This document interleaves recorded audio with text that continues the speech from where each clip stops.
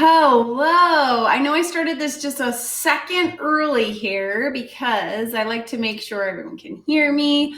The picture looks good. We got my webinar up here and the sun is shining. My goodness, what a beautiful and wonderful day to be alive and to be a parent, raising these tiny little humans that are usually like a chip off the old block.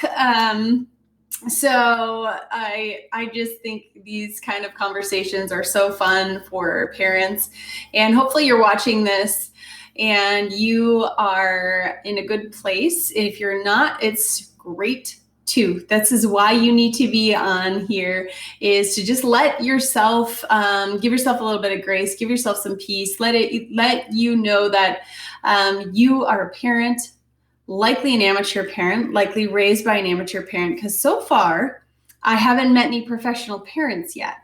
I think we really learn along the way, and it becomes our journey, not only health, but parenting, becoming ourselves, finding and coming into our own. It's all such a journey, and I'm gonna just be a little bit of your guide along the way, which is my very most wonderful, fun thing to do. I have to tell you what is to be able to help people understand the true healing power of their body. And a lot of that can be really actually, at least when I started out as a parent, kind of frightening because, especially when they're little, you're like, I don't know, is everything okay? What's going on? What do I need to know? And we can really just overanalyze things. So we're going to kind of break this down into the nuts and bolts of what to know about your body, how to understand it, how to really trust it, and knowing these are the highlights of what you can do for yourself and your family. And I've got to say, holistic parenting isn't just roped into health. It, of course, is a really big piece of it because our health is physical, our health is emotional, our health is mental, it is spiritual, and there's a lot that comes into it. So we're going to be talking a lot about how your body works and how you can get all those categories of your life even syncing up better and more. So some of the things that we talk about often in our office, and I know that there's people on here that have registered that are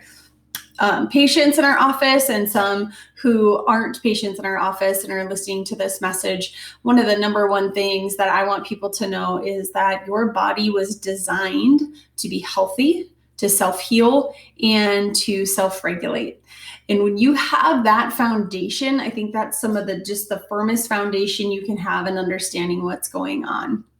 And unfortunately, stress gets in the way, which is what we're going to chat a little bit about, how it just kind of robs our energy and our healing capacity, but also our emotional energy as well. So here we are in this continuum, and you're going to have it's kind of a sliding scale, right? Your health is, and your journey on this planet is, and what we want to do is continue on to what we would call 100% health. So if there was a scan or a scale, and you guys have probably seen me do this analogy before, of 100% health. Oh, you know what? I'm opposite here, so I'm probably kind of confusing you guys.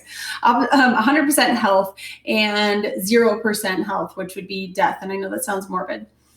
And where we actually start to experience symptoms where our body feels ill and there's chronic symptoms happening is at about 50 to 60%. So that's a pretty cool design of our human body. If you want to look at it on the glass is half full side of it, that like, wow, our body really can do amazing things with just not a lot. But then we got to think like, oh man, I'm at 50% health capacity here. What do I have to do to build it up? So I always say, listen to your body when it whispers so you don't have to hear it scream. And what we want to do is have people live up on this other half of our life in this positive direction where your body's making really good choices on its own. And it's feeling healthy, it's feeling energized, and we aren't over analyzing everything, because that's one thing that I think that I run into with pediatrics and parents is we just want to over dissect and figure out, oh my gosh, here's the list of things that are going on. I think I need to do XYZ. What's happening? Something's not normal. And there's something to be said for a mom gut and trusting and understanding, yes, there's something else going on. And then another thing, just to be able to put yourself at ease, not jump down the rabbit hole and think worst case scenario, everything's going wrong. I'm a terrible parent. Oh my gosh, my kid has whatever, and the neighbors don't, and the friends don't, and all the things that we can do to compare ourselves, and instead know where you want to be on that journey and where you and your child are destined to be, and that we're all going to get there at different points in our lives, and we don't need to use comparison necessarily to get there. So it just, you know what, I think we just do that way too often. So you get on your own journey, and I'm going to help you along that way. This poster is up in my office, and it says that you live your life through your nervous system. So on this health continuum that you're on, every single thing has to be processed through your nervous system. And I've probably heard this before I really understood it, but every single emotion, everything you see, taste, feel, touch, has to be processed through that nervous system. Every single virus that you fight, every food that you consume is processed through your nervous system. And here's kind of the cool thing, is that your nervous system never forgets, which sometimes you're like, oh, wow, that could be a really great thing and really a not so great thing. Your brain has 300 trillion bits of information that reach it every single second. We're consciously aware of 50. Which seems absolutely incredible. But what will happen is there'll be some interference and some disturbances to those signals. And like I chatted about before, we don't necessarily know, but our innate does. We call that our innate intelligence, that 300 trillion bits of information. The educated intelligence is the 50 signals that you are actually consciously aware of. And those are the ones that usually get in the way. Our educated intelligence does. Those are the worry ones. Those are the ones that are thinking, I know better than my body, which is not necessarily true. So you really do have all the tools inside of you. And you know what, kids, man, I got to tell you what, they're making 1 million new neurological connections a second from birth to 3. It's an incredibly fast system that's going up inside their body, and they are literally taking in their world. And to most kids, you are their world. And I know that can sometimes feel really heavy, but also should be really wonderful knowing that you have the biggest influence on them to be able to help them in that development. And here's a cool thing. If you've ever thought about, I just want you guys to think about if you've ever taken yourself back, your nervous system's gone back to the past where you smell, maybe some cookies and you think of grandma's, or you hear some ocean waves and it takes you back to a vacation or, surfing or something that you did. Your nervous system really does remember everything that's going on inside your body, but it can also be the reverse and a trigger of, you hear that horn honk or a crash or something and your body is, suddenly startled, or a baby crying because that was actually traumatic to you. And one of the things that we help people do in our office is really process through that, because we don't want that stuck stress to be there. What we want is people to be very adaptable to stress. Not that we won't experience stress, not that your kid's going to be stress-free, nor would we want them to, because we want their bodies to become more adaptable, just like exercise. Exercise is actually stress. When you lift weights, when you run, when you jump, you're causing damage inside of your body, but it's to be able to build it up. And we're going to talk a little bit later about repairing from stress and how that happens. But it's really important to know that stress can be a good thing, but when it's stuck and trapped somewhere, it can really rob us of our energy. As I was saying before, it prevents our bodies from their ability to do those things that they're designed to do, self-healing and self-regulating, because it is an energy suck. And we're going to look at a little bit closer on how that happens and exactly what's going on to the physiology of our body when that occurs, which is kind of empowering, I think, to understand, here's what's happening. Here's what my kid's going through while they're experiencing stress. That way you can even walk them through it, and then to make sure that they're recovering from it as well. So stress comes in 3 forms: physical, chemical, and emotional stress. I'm going to kind of break all these down as well. And that way you can have a better understanding of, maybe you didn't even realize that there was stress in their life, that you were doing something that you shouldn't, or you might be like, man, I'm doing something right. Chalk up some of the positive as well. And just be proud of yourself for what you're doing as a parent. And then some of the other ones you want to take notes, be like, note to self, don't do that anymore.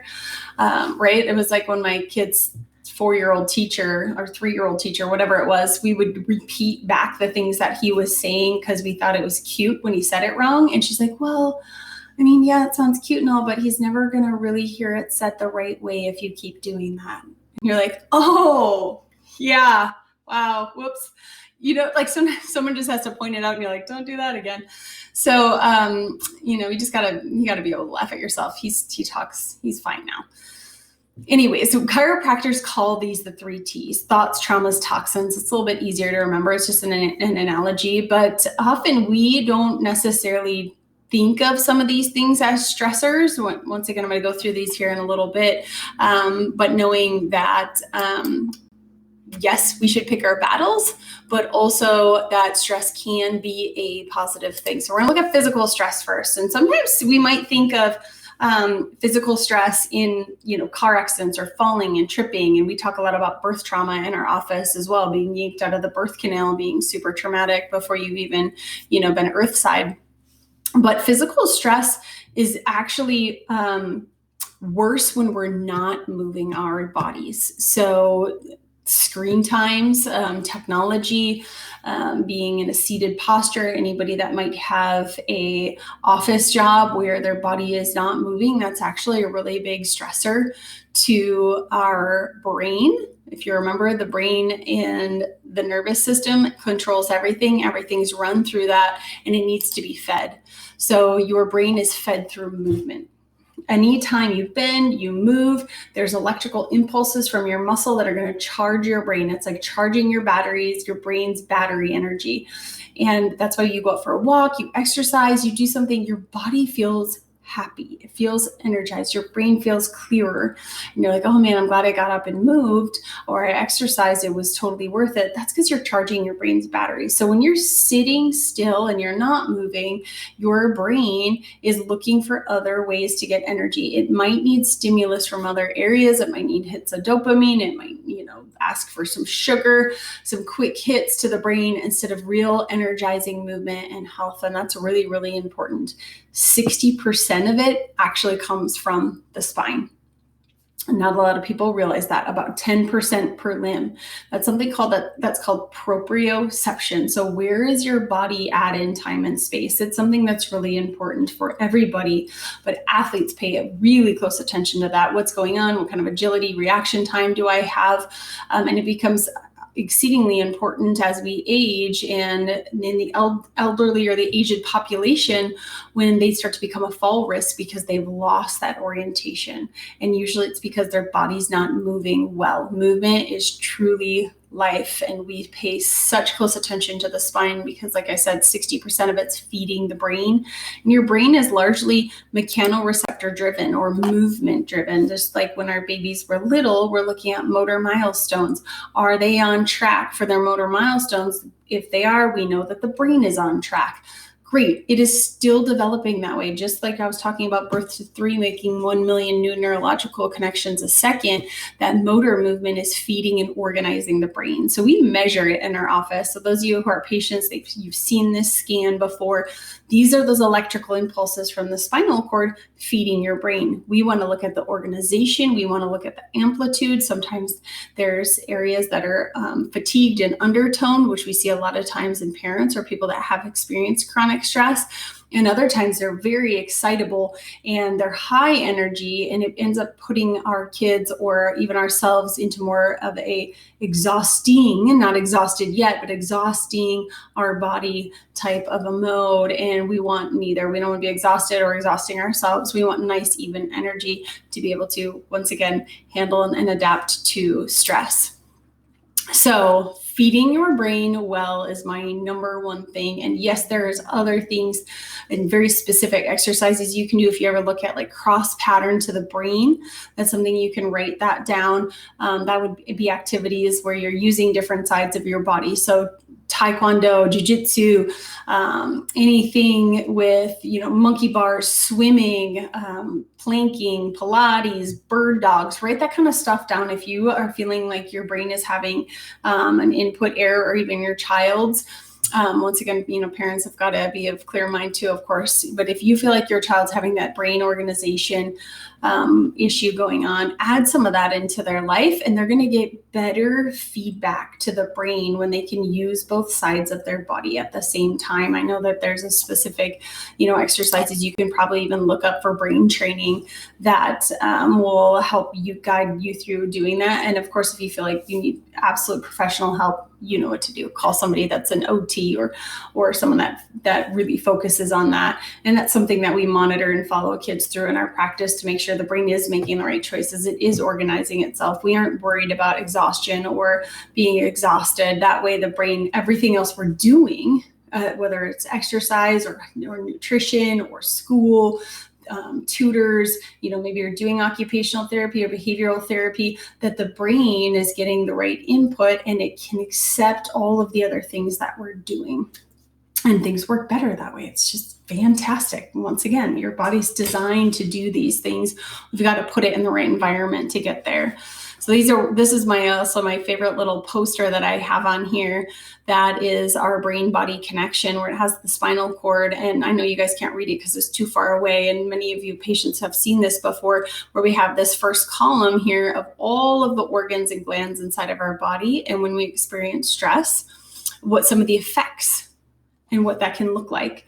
And yes, effects are just another nicer word for symptom, but what is your body telling you is going on that you're able to listen to it whisper before it starts to scream? Or maybe there's a lot of screaming already going on. What's going on and where is the cause? Where's the stress? What is happening? Is it neuromotor development, or is it an organ and gland issue?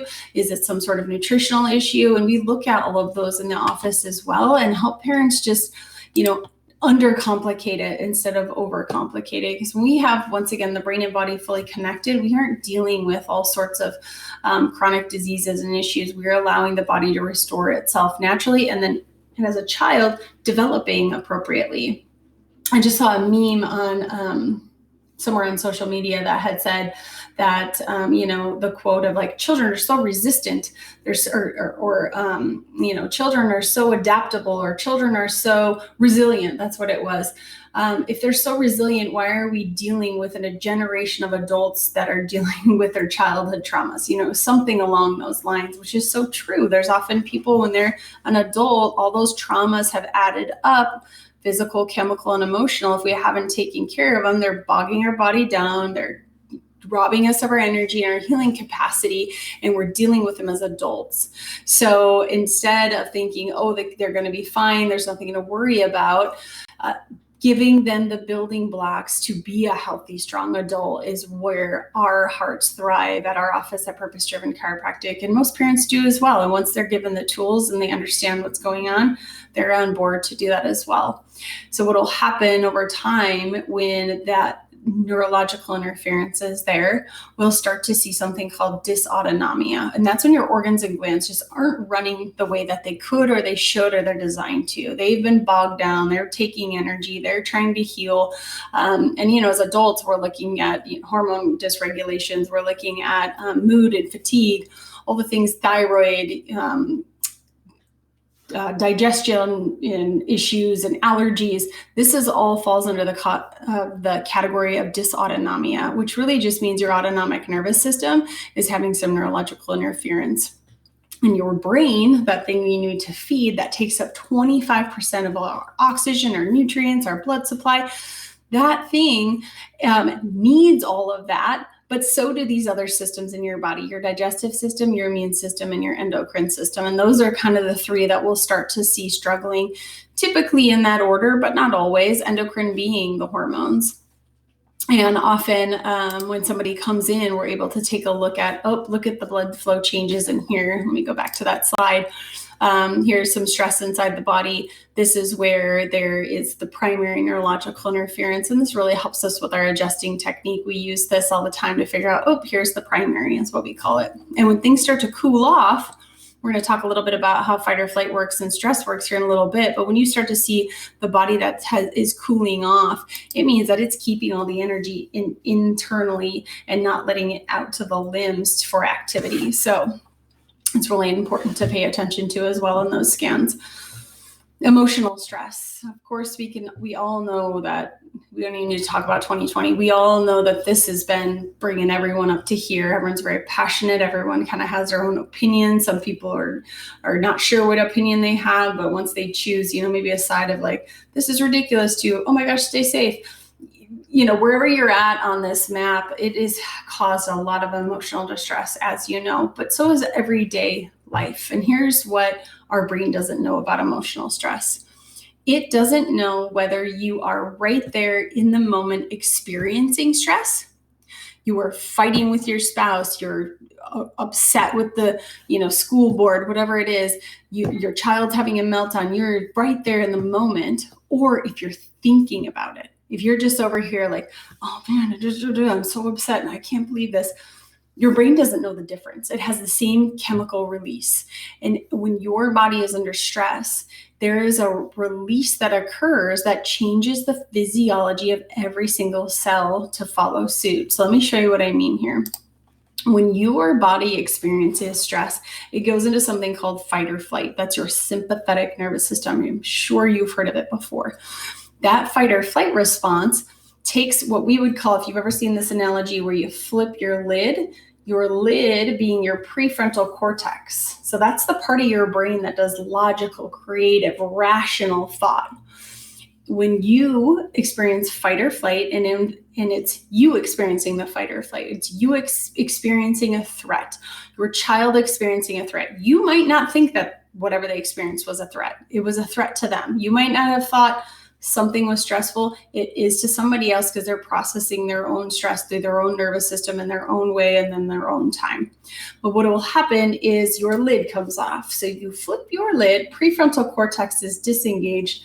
Your hindbrain, or your amygdala, I'm sure you've heard of this, your fight or flight brain that kicks off adrenaline and cortisol and all the things, all the fight or flight hormone responses, about 1,200 chemicals are dumped throughout your body. This brain is impulsive and reactive. It's a survival mechanism brain. So if you've ever talked to anybody with their lid off, you know it's not real great. It's not super constructive, logical conversation. And we do and say things that we shouldn't when our lid is off. So lid's off, impulsive and reactive, blood pressure goes up, heart rate goes up. You have all of the energy coming from the internal organs out to the limbs to fight or flee. You've got all your senses turned up, your pupils are dilated, ears, you're trying to hear, your tactile is turned up, you are just ready to go. And what else happens is your immune system typically turns down. However, your inflammatory response will go up. Why? Well, because when you're usually in fight or flight, your body is ready to handle a wound. It thinks it's going to get injured. It needs to repair that quickly. So inflammation goes up. Any other system is going down. Digestion is going down. All of those wonderful systems we just talked about. The organs and glands are being robbed of their energy when you're in fight or flight. In fight or flight, once again, is designed for survival, but designed for short periods of time. It should be turned off. And you should go back to balance, or what we would call homeostasis. When we are under chronic fight or flight, when it happens over and over and over again, that's when we're seeing these errors. That's when we're seeing dysautonomia. That's when we're seeing people that are chronically fatigued, people that are coming up with what we would call, some sort of medical condition or some sort of diagnosis. That's when we label it. Typically, is over time when our body can't calm down from stress. And as I was mentioning before, all of those new neurological connections that our children are making, they are starting to fire and wire together. And what we don't want is that chronic fight or flight response to be there and to get stuck there. So we need to repair, we need to calm it down. We need to be able to repair from that. I'm going to give you some pointers here in a little bit on how to do that as well. The only time our body heals and repairs and learns is while we are sleeping. That is something called your parasympathetic nervous system. When that thing turns on, your brain is actually more active than it was during the day, if you can even imagine that. It's learning all the things that were going on throughout the day, integrating it. They can actually have had rats fall asleep after they've learned, a maze and all the experiments we do with rats. And they had left the electrodes on where the rat was sleeping, and they watched it redo the maze in its brain, just at a slower rate, learning. It was learning. That's what humans do as well. Parasympathetic nervous system activity is so important. That's why our kids require so much more rest than we do. We still need to heal and repair from the stress we've experienced during the day, but our kids are growing and developing, so they require a lot of rest. So if they don't want to nap, they need a quiet time. I know I told you they have to also move their bodies, obviously pick a balance there. But we're able to measure that as well to say, okay, is this body recovering well? What does it look like internally? Are they stuck in fight or flight, or are they even stuck in parasympathetic, which is a very exhausted place to be and an emotional place to be, because these are very inversely proportional. So if you were to ever take a look at what does the sympathetic nervous system do versus the parasympathetic nervous system, when you look and see at that parasympathetic nervous system, how the branches to the rest of the nervous system really largely come near the brain, and then some lower down in that lower spine in our sacrum. And the sympathetic nervous system activity has to act quickly, have lots of neural connections that are there. And you're looking at the mid part of the back there. So they can't be on at the same time, unfortunately. If you could actually read that, I'm sure you're on a device of some sort right now. They are literally doing the opposite thing. Constrict pupils, dilate pupils, stimulate salivation, decrease salivation, increase heart rate, decrease heart rate, and complete opposite hormone response as well. So if any of you are thinking, well, yeah, this whole year has been a mess of fight or flight, and I haven't done enough to get rid of my stress, because here's the thing that I also tell patients: we don't have to live in a bubble. We don't have to live in bubble wrap. We don't have to avoid all stress. Yes, choose your stress wisely. However, you need to be able to be adaptable to stress. Those are the strongest people. You can experience stress, you can process the stress and let the stress go instead of letting it get stuck there, because that's where it robs us of our energy. That's the trauma that stays for a long time until we can let it go. So here's a picture of that scan. Once again, you probably can't see, but on the left side it says sympathetic, on the right it says parasympathetic. Where we want somebody to be able to get a scan is up here in this green box. And unfortunately, this is a picture of somebody with a very low health capacity, somebody that was actually an athlete that wasn't even healing and repairing from the stress they were causing while with their athletics, that was supposed to be building their body up.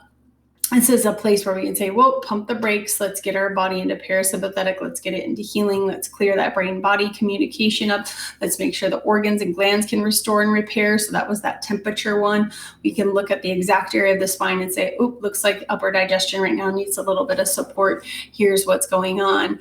And it's really important to watch it, that ever-changing, once again, ever-changing health journey that your body's on. It chooses, it prioritizes, it knows what to do. When you have all of the right tools and all the right environment, or put your body in the right healing environment, it's going to pick for you. I know there's a lot of times we're like, wow, I'd really like my thyroid to work better, or I'd really like my child's digestion to work better. I'd like them to sleep more.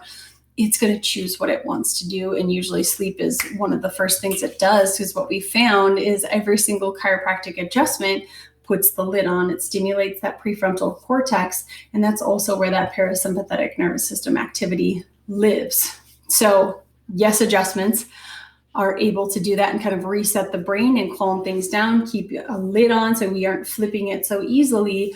There's other ways that you can do that as well at home to keep that. So once we've reset, now what are you going to do to help hone in on those pathways, dig them a little bit deeper, to help, once again, bring that energy to the center of the body, because it's been shunted out to the limbs to fight or flee, is to be still, to make sure you're breathing with your belly, chest breathing, really excited breathing. That's exercise-induced breathing. That's going to raise the heart rate. That's going to tell your body you need more oxygen and a higher heart rhythm.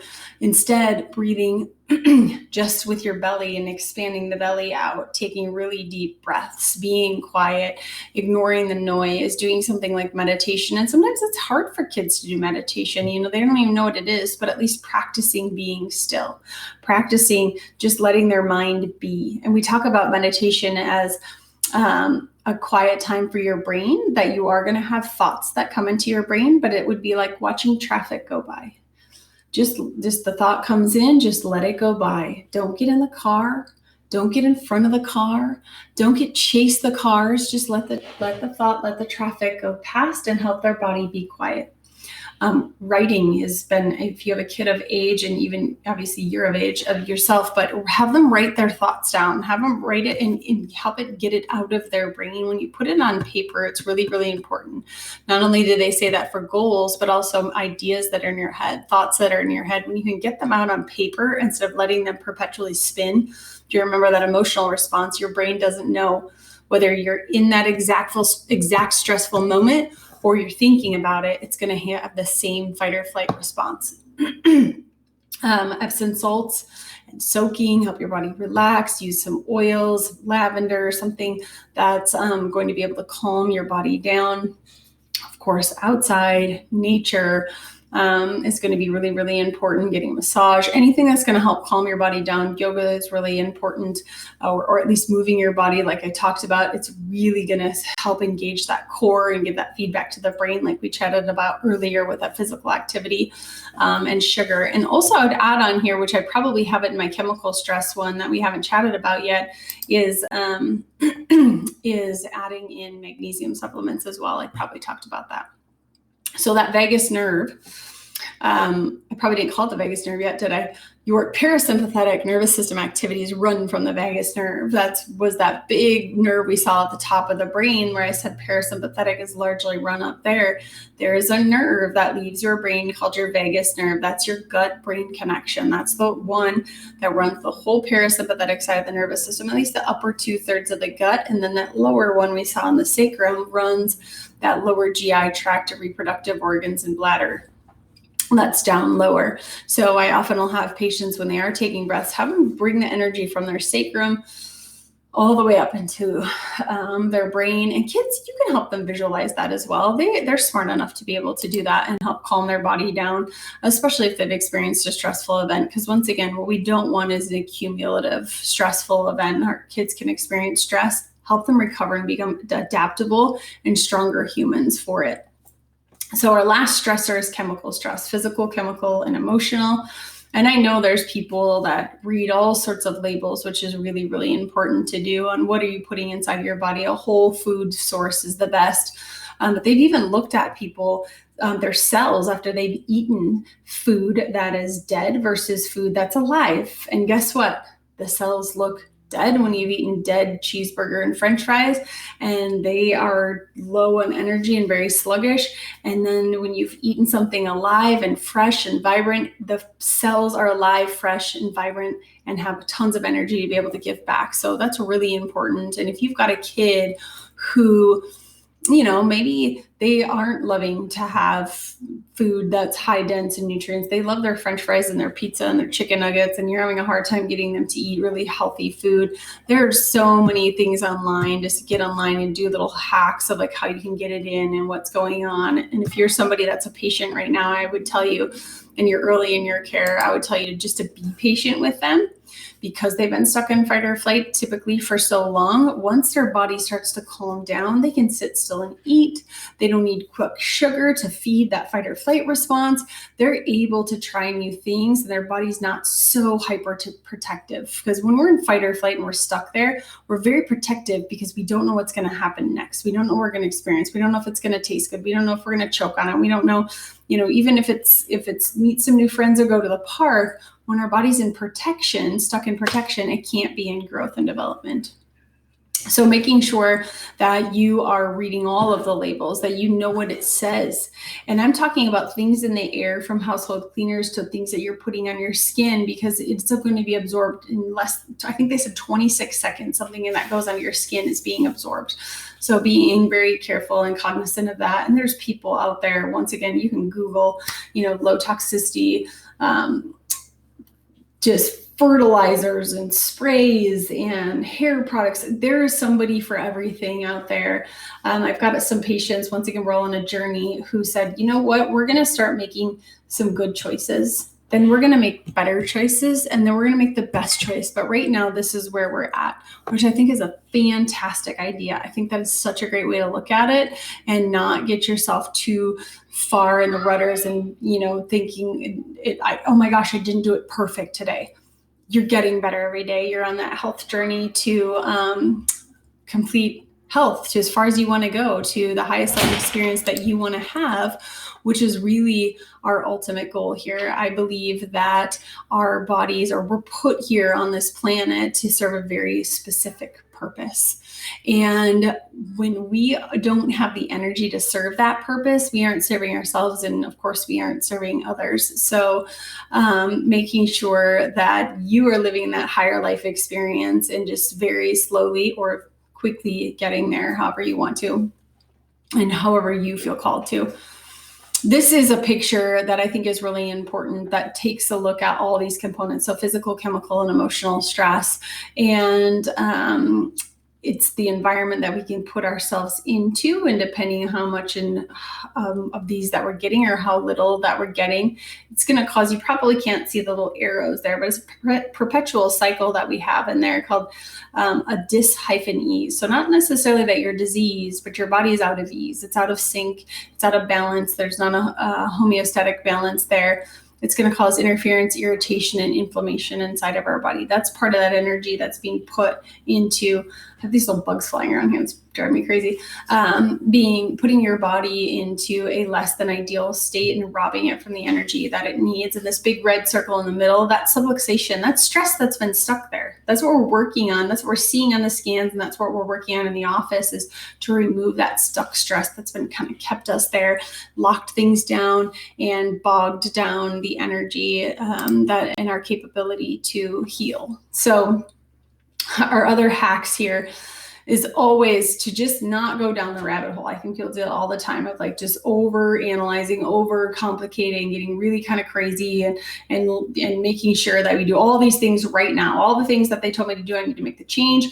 Oh my gosh, I need to have a gut doctor. I need to have a whatever eye doctor. I need to get tested for chemicals. All the things that people in rabbit holes that people can go down, just calm down. See how the body's doing, see how the brain and body's communicating, look at it over a course or phases of their life, and start to see, is the body needing some extra help and extra nutrients, doing the best you can with what you have, feeding those cells really healthy, wonderful food that's the most you can, getting enough rest and sleep so your body can heal and repair and recover and get into parasympathetic, and then just trusting that it can do it, trusting the energy, trusting your gut as a parent to say, this is what I think we need to do. Here's where I think it came from. This is what's happening. This is what we need to take away or remove in our lives.